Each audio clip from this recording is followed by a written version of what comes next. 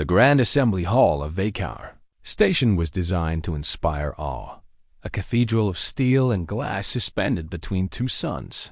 But today, it felt less like a monument to peace, and more like a battlefield waiting for the first shot.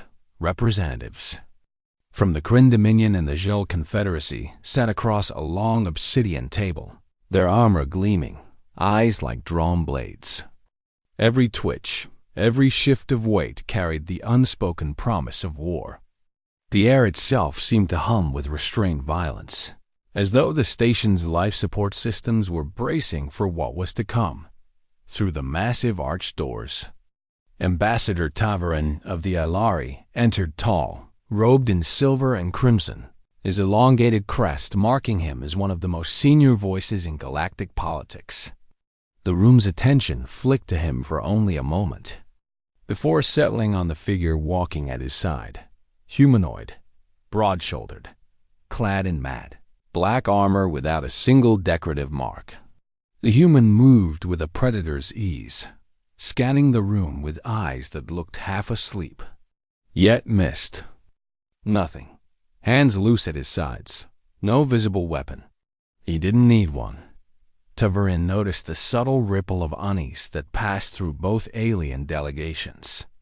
In this part of the galaxy, humans were rare, so rare that most had only heard stories. Stories of impossible endurance, of stubborn defiance in hopeless battles, of soldiers who fought not for orders, but for each other. The Kryn commander muttered something in his own tongue, a word Tavarin recognized. DEA to WLOKER. The talks hadn't even started yet. The chairs groaned as both delegations settled. Though settled was a generous word. The Kryn leaned forward, their clawed hands gripping the table's edge. The Gel lounged with calculated disdain, their reptilian eyes narrowing with every glance toward their rivals. Tavarin began with the formal opening. Pleasantries that, in any other meeting, might have lasted an hour. Here, they were little more than ritualized threats wrapped in diplomatic phrasing. The human stood behind Tavarin's right shoulder, silent, still, and judging by the slow, steady rise of his chest, almost bored. His gaze moved lazily from one alien to another, but never for long. It was the kind of attention a predator gives to a herd, not out of curiosity, but to calculate which one will run first. The Zhao speaker's voice cut through the chamber. You come here, Ambassador, to bargain for your allies. And you bring this? He gestured at the human with a flick of his clawed hand. A primitive biped. Is that a guard? Or is it a pet? A ripple of low, hissing laughter spread through the Zhao delegation. Even the Kryn smirked, if only. To mock both sides at once, Tavarin didn't answer immediately. He didn't have to. The human shifted his stance just slightly, one boot forward, hands still loose at his sides, eyes locked on the speaker. The motion was small, almost casual, and yet the laughter died as if someone had shut off the station's power.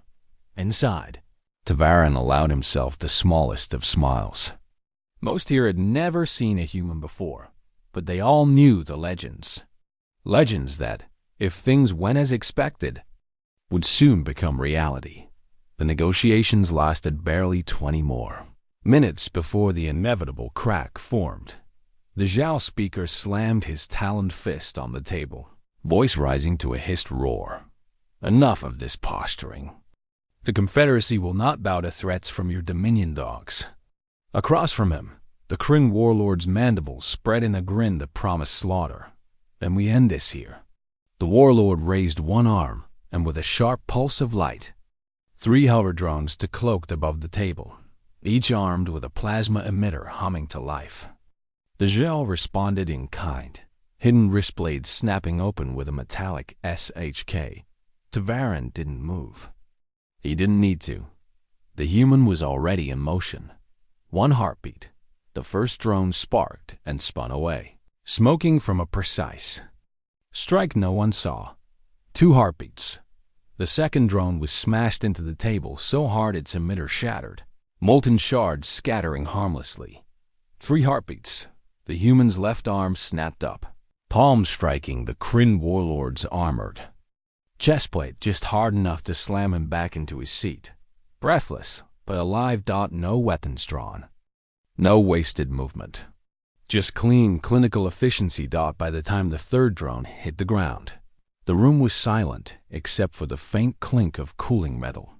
The human returned to his place behind Tavarin, posture relaxed again, eyes half-lidded, as if nothing had happened. Every alien in that room had just realized the same truth.